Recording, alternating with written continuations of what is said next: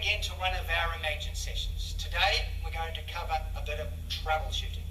We have instances where with our double connector you can have issues relating to the placement of the disc in order to remove one of the double sections. Here we have a double section, two frame pieces connected by the double connector. If you remember from our connecting session, the double connector has a small notch. There you can see the notch on the outward edge. We have it here.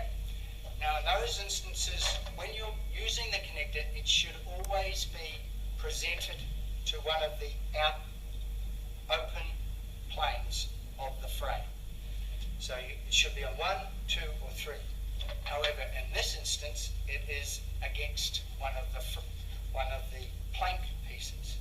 So what we have to do, we first establish that when you turn and disconnect the two frame pieces, you know that the one remaining will be where the disc is normally used.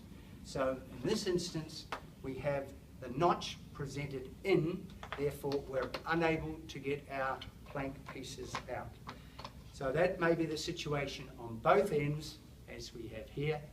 So what I'm going to show you now is how to overcome this situation. So let's put our frame piece back. We're going to take it apart. We see that the notch is on the inside and we can't able to get the planks out.